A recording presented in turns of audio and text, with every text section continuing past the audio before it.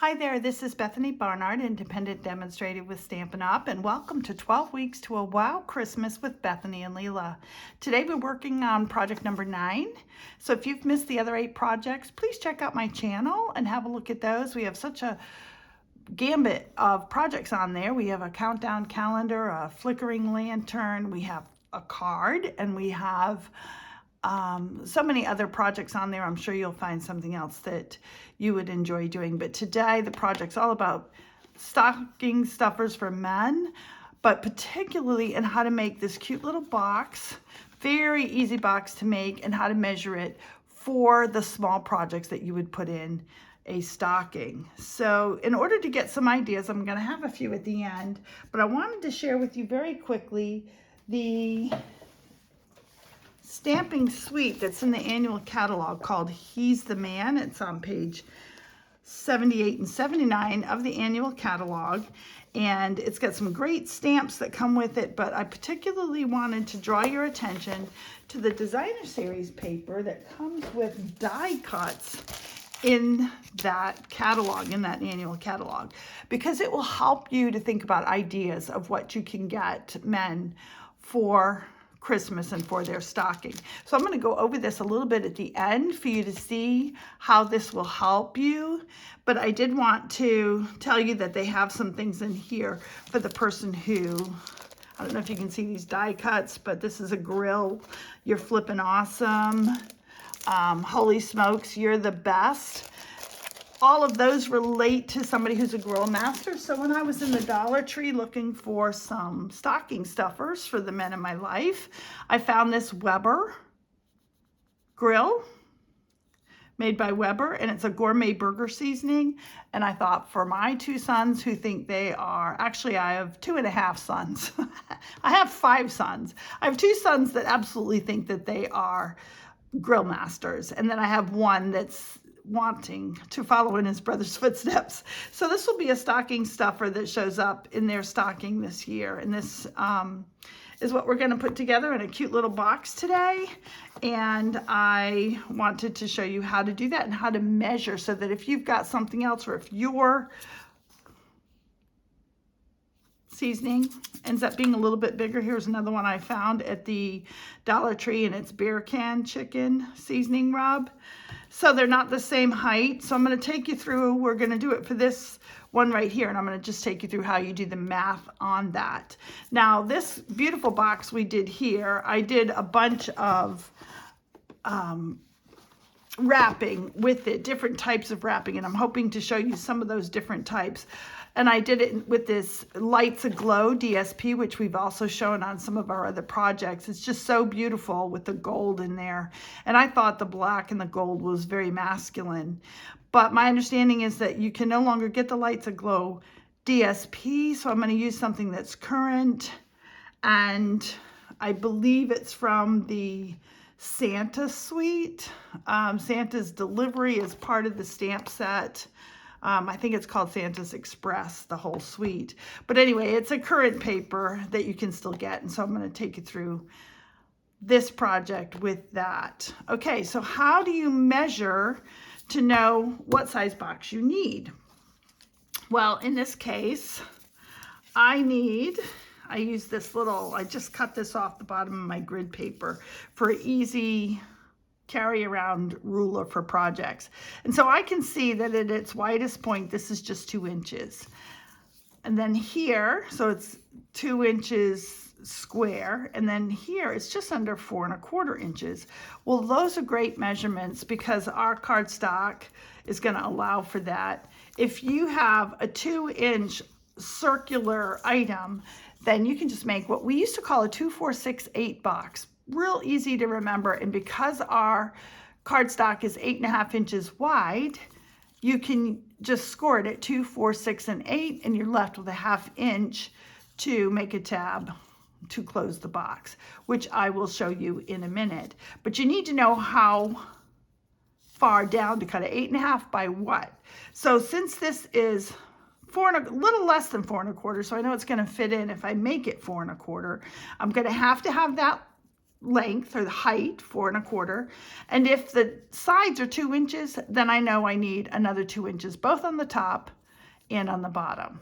Okay, so that makes our 4 1/4 plus 2 plus 2, 8 1/4. So that means I need 8.5 inches by 8 1/4. Now you don't want to mix up those two measurements when you go to do your scoring. But here we go. I'm going to bring my Simply scoreboard here. Bring this down hopefully so that you can see it. And put that up in the corner. And so you're going to want to make sure this is the 8 1/4 side. So we want to turn it this way to the 8.5. And this is where you're going to do your 2, 4, 6, 8 box.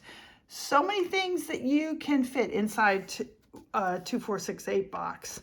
So you're going to want to remember how to make this box.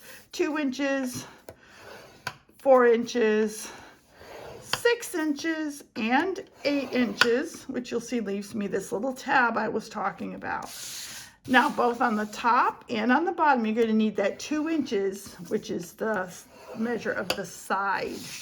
And then from the top, the same 2 inches, because those side measures tell you how big your tabs have to be to close the box. You can actually close it for a little less than that if you ever find that you need, you run out of length for your paper. And hopefully in a future video, I'll go through what you do in that case.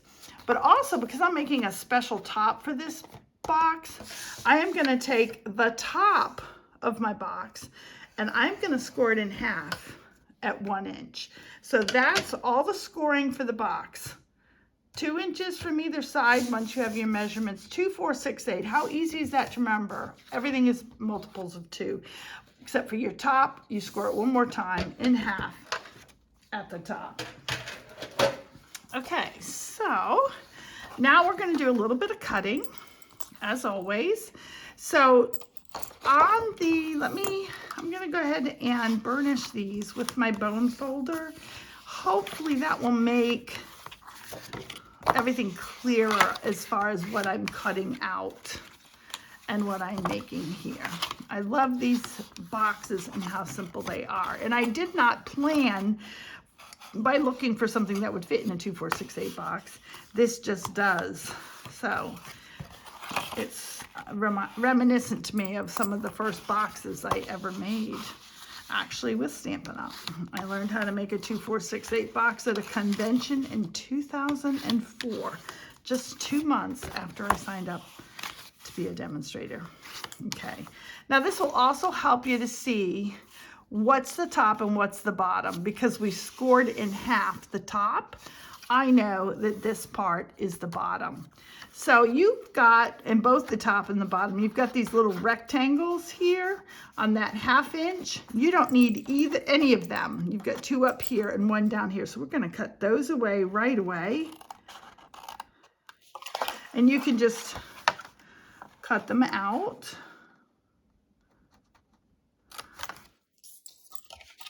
And there's 2 little ones here because of that score we did in the middle, and you can cut those out.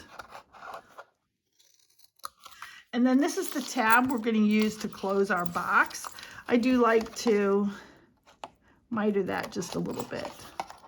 So we'll do that on either side.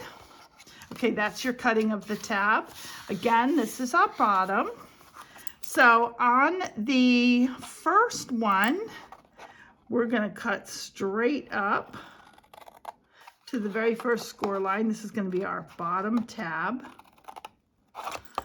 And then the next one, actually, if you cut up all these score lines up to the crossing perpendicular score line, the very first one, then you've got these tabs to close it. But I find that every other tab, if we make it half as big, it folds a little bit better. So I am going to come in here and just eyeballing it. I'm cutting a little bit more than half off, so it's not quite as bulky. And you can just eyeball it because that's all you're really doing.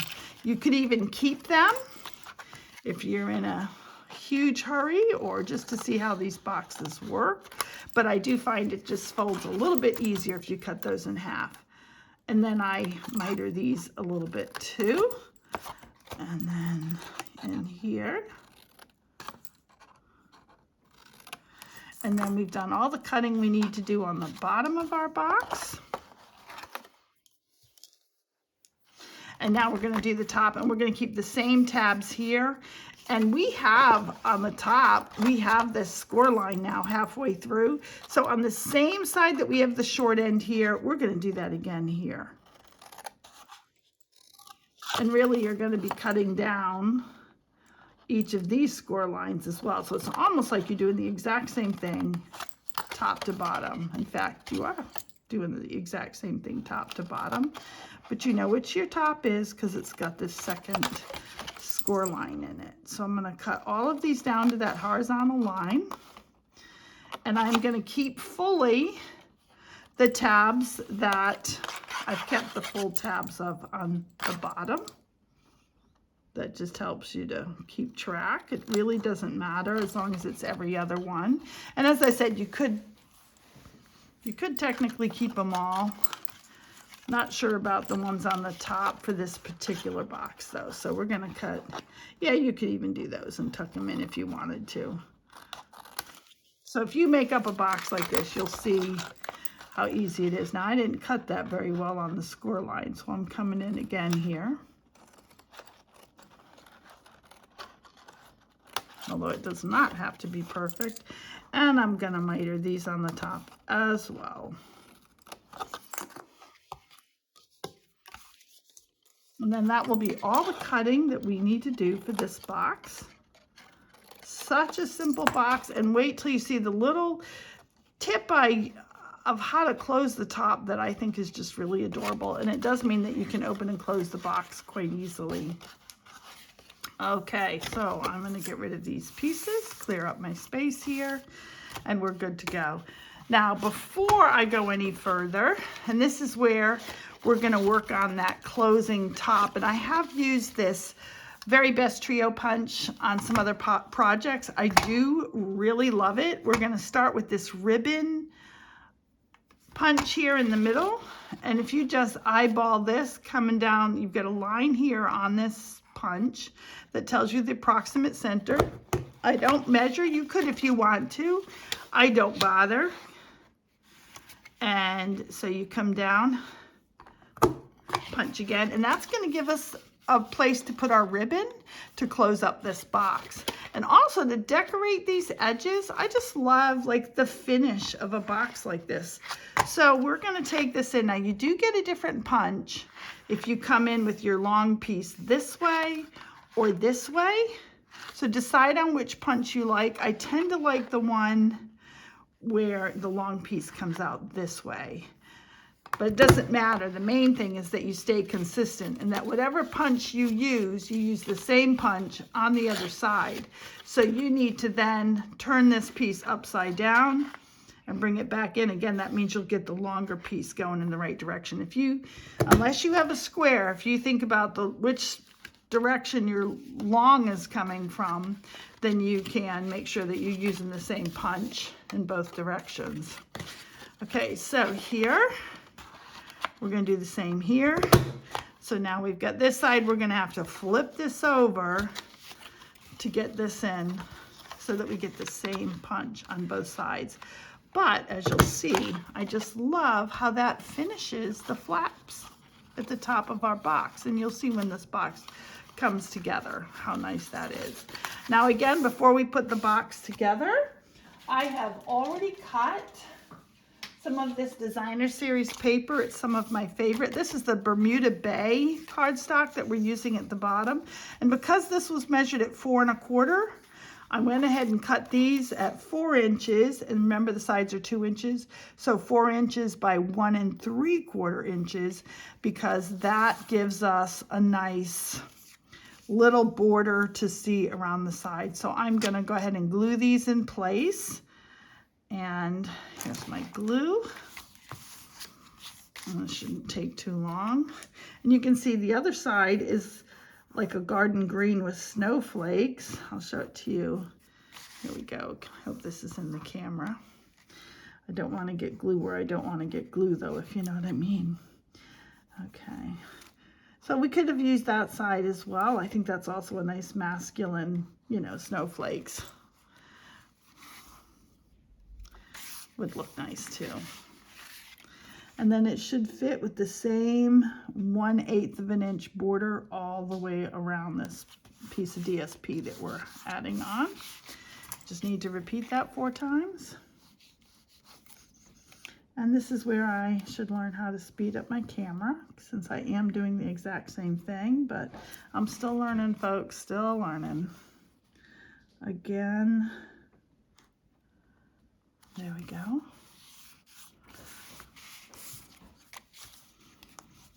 I just love this cute box. And the top is not that dissimilar to one of the projects we did earlier. At least we used the same punch. But I just like the very finished look it gives. And this paper's gorgeous, so I really wanted to feature it. And as I said, if you stick around to the end of this video, I'm trying to get the project itself up quickly so that anybody who's wanting to make this particular project, they can do it quickly and not have to wait through some of the other talk that we have here. Okay, so this is our top, and this is a little panel that we're going to have. So I have a piece here that's 1 3/4 inches by 3/4 inches, and that will fit right in those panels. So I'm going to add those as well. And I do have these measurements, although I haven't shown them to you on any paper during the filming. I am going to put all these measurements in the notes section or description section of the video, so you can find them there. But this, as I said, I'm just going to remind you that this is all measured based on my 2-inch in diameter spice. And look at that, I'm ready to go upside down. Glad I caught that. That measures 4 1/4 high. So these measurements for the DSP are particular, and for that matter, the box itself are particular to finding this Weber gourmet burger, which, by the way, I can find it everywhere. And I did check the dates on this. I know some of you might be weary of getting it at Dollar Tree, but the dates were still good too. It's brand name, so we should be good.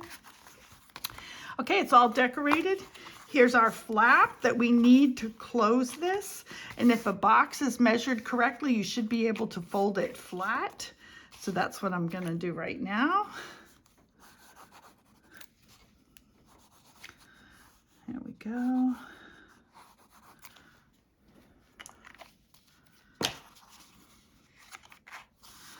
And then I like this liquid glue. It really holds so well. I think better than tear and tape, certainly better than our runner, which is, what do we call this now? Fast Fuse. Fast Fuse. This is Fast Fuse Plus. It's my favorite of the adhesives. But they work on cards and putting together cards in DSP. But when you want a box, you want it to be really sturdy. So here's the bottom of our box. I'm going to fan these out a little bit because that makes it a little easier to close it. But you can see these 2 tabs go in first. And then we're going to fold one over and then one over. And that's how you get this nice square bottom for your box. I like to see if one folds over better than the other, and I like this one to go last. So I'm just going to keep that in mind, and I'm going to start by putting some adhesive on, again, some of the liquid Tombow. Not a lot, just enough to keep this closed. And you do want it to be pretty square on there. On the bottom, you can flip it over and put your bone folder in there. I could even take the object I'm going to put in there and press it around like that, and that should be good. And then we've got that going, and now we just have to close this here. So we'll put a little bit here on the tab. We could put it on the bottom of the box, or we could put it on the tab. And here we go. Square it up Again, press that in there. And before we close up our box, which we're going to show you, I wanted to show you how I'm using the DSP and the die cuts that come with it to even decorate this little seasoning before we put it in. So I just have this little, we get all these neutral colors of twine. There's actually 2 more in one of these packs. It's called Baker's Twine Essential Pack, and as I said, it's in neutral colors. So I've taken a piece of black, and then I've taken some of our Cajun Craze cardstock, and I used my same trio punch. Punched out a ribbon hole and punched the 2 sides. I think it gives just a beautiful finished edge. And then I took one of the die cuts that says "You're flippin' awesome." Thought that would be great for flipping hamburgers, right? I folded the twine in half, put it through there, and now I'm gonna stretch it out to be big enough to go around the top of this. Here we go, because it's all in the packaging, right guys? Oh, look. Well, if that doesn't work and you let it come out as I just did, the other way is just to wrap it around the bottle and pull the 2 pieces of twine through. So then you've got, I want the Weber to show here. So I've got this beautiful tag on here now that comes from that He's the Man set. And now I'm just gonna tie a bow, and that will keep this in place on our seasoning, burger seasoning. I love that, right? You're flipping awesome with the burger seasoning. So cute, right? Put it right in the box here. It fits, and now we can close this. But this is what's great. We can close this in such a way that it will be able, you'll be able to tie it and reopen it. So I have here, this is, as I said, Bermuda Bay, and there's tinges of different greens and pool party. So I've chosen this pool party. Is there a name for this? Find it in English. It's just called Pool Party Sheer Ribbon. So I like to always kind of make my bow so I can size about how much I need. And once I can do 2 loops and a long hanger to trim, then I cut it off. I like the easiest and quickest ways to measure. So I'm going to put this through these ribbon tabs that we made with that Very Best Trio Punch, which by the way is carrying over. And I'm so excited about that because this was one of my first purchases from the mini catalog, because I just love the options that this punch gives. So now I'm gonna stop here. And by the way, that twine, that Essentials twine pack is in the annual catalog. So I've got the start of a bow here. But before I go any further, I did already, using Santa's Delivery Stamp Set, which is full of kind of some cute little tags that you could put on. And I did this one, special delivery just for you, and I used one of my circular die cuts, and I punched a hole in it from one of my other punches, which I can't remember the name of. But, you know, most of you have a hole puncher available to you somewhere. And then I'm going to take out my white twine from this. And I am just going to make a really small little piece that I can tie on to the ribbon so that this hangs down. So I'm threading this. And then at the end here, I'm just going to tie it into a knot. Right, and now I've got this that I can put the ribbon through here. And hopefully it's going to dangle a little bit. On this one, I just put it on with dimensionals. I have another one where I tied it straight on with this ribbon. But I thought I would like it a little bit dangly. So I'm going to finish now making that bow. So 2 big loops coming around. I don't know if I should have done this flat so you could see it better. You see it better, but it's kind of in a weirder position for me to tie the bow, but we'll get it. There we go. So now we have this, right? And we have our cute little, I should have stamped both sides. That way, no matter which way it's flipped, you'll see special delivery just for you. Well, that's easy enough. I can take this off and restamp the other side. And that way, either way that this little disc flips, you'll be able to see that little tag on there. Now I'm gonna just, again, trim these a little bit so they're not quite so long. And that is our little stocking stuffer finished. Did I get both of those tags? I don't know if one's caught in there. Well, if I find it interfering, then I can trim it at that time. But right now, this is looking good. I'm going to trim this a little bit on this. And there you have it. A perfect box for the hamburger seasoning for the man in your life, a nice little stocking stuffer.